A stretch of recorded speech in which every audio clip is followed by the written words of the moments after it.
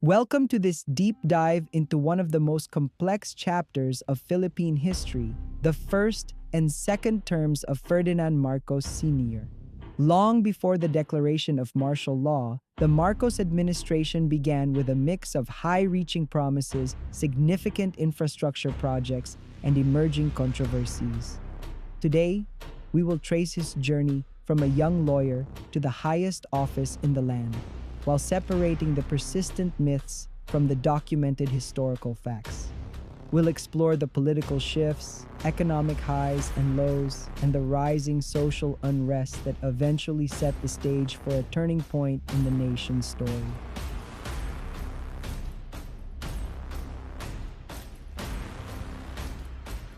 Ferdinand Marcos Sr. was born on September 11, 1917, in Sarat, Ilocos Norte, to parents who were both teachers. He pursued higher education at the University of the Philippines, where he earned a liberal arts degree and served as an ROTC battalion commander, eventually being commissioned as a third lieutenant in the Philippine Constabulary Reserve. In 1939, he graduated cum laude from the UP College of Law. However, his path was soon marked by a major legal battle known as the Nalundasan case. In 1935, a political rival of his father, Julio Nalundasan, was killed. Ferdinand was arrested and found guilty of conspiracy to murder in 1939. Remarkably, while in jail, he reviewed for the bar exams and emerged as the top-notcher with a score of 92.35%. A year later, he successfully appealed to the Supreme Court and was acquitted. His political career took off after World War II, where he served as an officer. He spent a decade in the House of Representatives before moving to the Senate in 1959, eventually rising to Senate President. In 1965, he broke away from the Liberal Party to run as the Nacionalista Party candidate, winning the presidency and taking office on December 30th, 1965. While Marcos was indeed a bar top-notcher with an impressive score of 92.35%, a common myth suggests that he holds the record for the highest score in Philippine history. Fact-checkers have clarified that this is incorrect. The record for the highest score in the Philippine bar exam is actually held by Justice Florence D. Regalado, who achieved a score of 96.7% in 1954. Another central part of Marcos's political appeal was his portrayal of himself as a heroic guerrilla leader during World War II. He frequently claimed to have led a resistance unit called the Maharlikas and boasted of winning over 30 medals, including 3 major U.S. Army medals. However, these claims have been discredited by U.S. government archives, which contain no records of these decorations or the existence of his unit. Superiors like Colonel Romulo Manriquez swore that Marcos was never assigned to combat, and Captain Vicente Rivera stated he never recommended Marcos for any medals. Furthermore, there are no records of him as a prisoner in Kempeitai files or participating in the Battle of Besang Pass. The 1965 election saw Marcos defeat the incumbent Diosdado Macapagal with 51.94% of the vote. Macapagal's defeat was largely due to his inability to solve poverty, rising prices of goods, and the taint of the Stonehill corruption scandal. This victory marked the beginning of Marcos's first term, a period defined by significant shifts in political and economic policy. On the political front, Marcos initially opposed sending troops to the Vietnam War, but later relented under pressure from the U.S. Johnson administration. This led to the creation of the Philippine Civic Action Group, or PhilCAG, which focused on infrastructure projects. Between 1966 and 1970, over 10,000 Filipino soldiers served in Vietnam. To further align with the U.S., Marcos hosted the Manila Summit in 1966 to address the Vietnam conflict. However, this sparked domestic tension. Peaceful protests by students and professionals in front of the American embassy were met with violence from authorities, who branded the protesters as communists.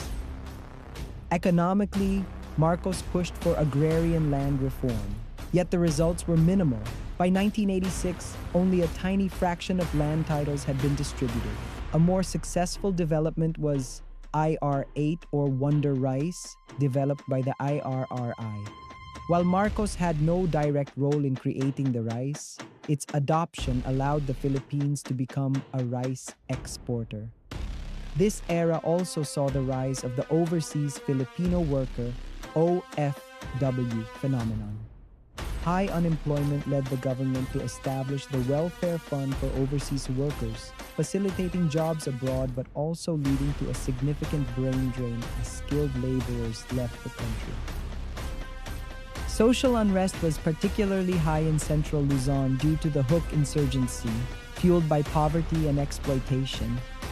One tragic event was the 1966 Culatingan massacre, where constabulary officers killed 7 farmers.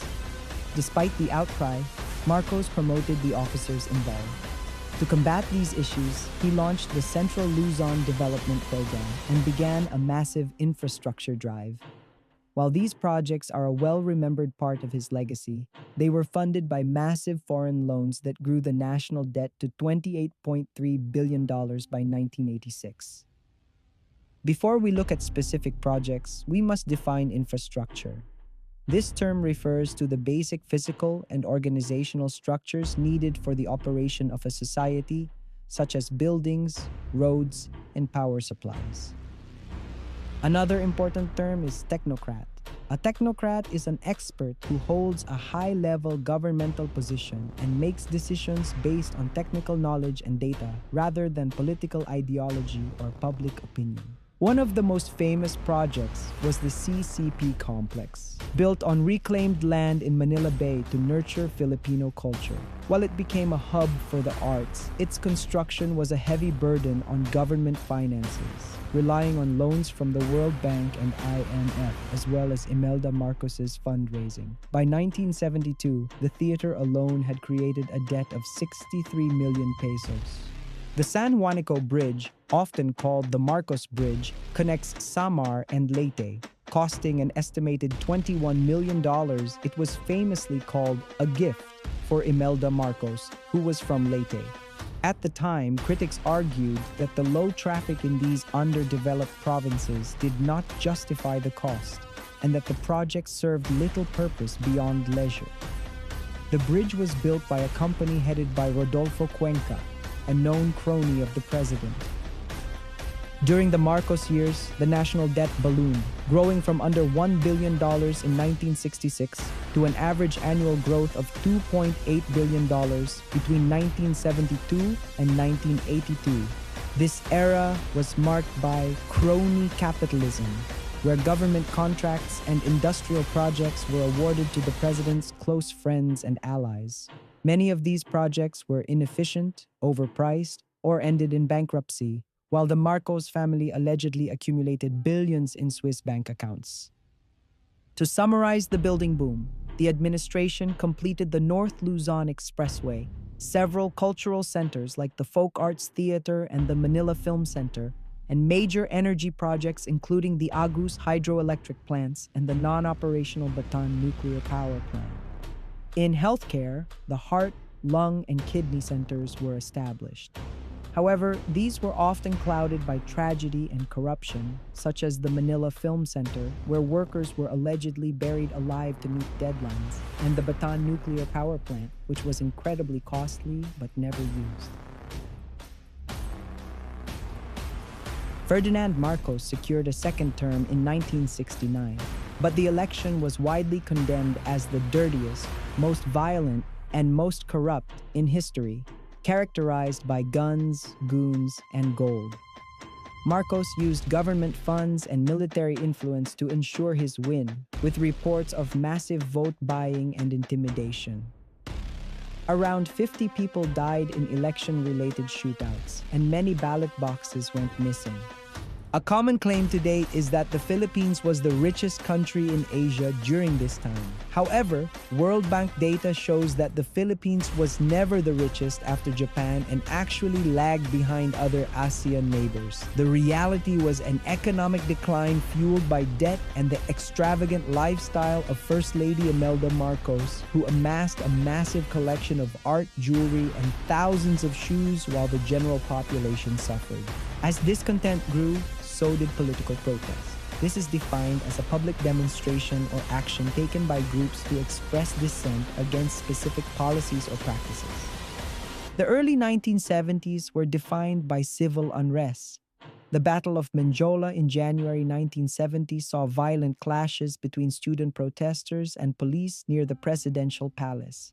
This period, known as the First Quarter Storm, involved students, workers, and the poor uniting against alleged election fraud and corruption. These protests often ended in violence, which only radicalized the movement further. In February 1971, the UP Diliman community launched the Diliman Commune, a 9-day uprising against oil price hikes. Students and faculty barricaded the campus, took over the radio station and printing press, and renamed the area the Free Commune of UP Diliman. The occupation ended after police entered the campus and made several arrests. Marcos maintained his grip on power by ensuring the loyalty of the military, placing fellow Ilocanos in high-ranking positions, such as his cousin and chief of staff, Fabian Ver. While the Swiss Federal Supreme Court eventually froze dummy accounts belonging to his family, Ferdinand was never imprisoned for this wealth. This is because the 1955 Anti-Ill-Gotten Wealth Act only carried a penalty of asset forfeiture, and the 1991 Anti-Plunder Law could not be applied retroactively to his actions. The authoritarian nature of the administration actually drove many people toward the Communist Party of the Philippines, CPP. The CPP and its political wing, the National Democratic Front, exploited socio-economic issues to gain support, expanding their influence as political instability grew. A pivotal moment occurred during a 1971 Liberal Party rally at Plaza Miranda. Grenades were thrown onto the stage, killing 9 people and injuring prominent opposition leaders. Marcos immediately blamed communists for the attack, though the true culprits remain unidentified to this day. Some suspected Marcos supporters, while others pointed to the CPP. Following the bombing, Marcos suspended the writ of habeas corpus. This Latin term means that you have the body. It is a legal right that requires a person under arrest to be brought before a judge or into court to ensure their detention is lawful. When it is suspended, the government can keep individuals in custody without presenting them in court. In summary, the first 2 terms of Ferdinand Marcos Sr. were a period of intense contradiction. On one hand, the landscape of the Philippines was physically transformed by ambitious infrastructure and energy projects. On the other hand, these achievements came at the cost of a staggering national debt and a culture of cronyism that funneled public wealth into private hands. The narrative of heroism that helped propel him to power was often at odds with historical records, and the democratic processes of the time were increasingly overshadowed by violence and fraud. The civil unrest of the First Quarter Storm and the suspension of the writ of habeas corpus after the Plaza Miranda bombing weren't just isolated events. They were the tremors that signaled the approaching collapse of democratic norms and the transition into the era of martial law.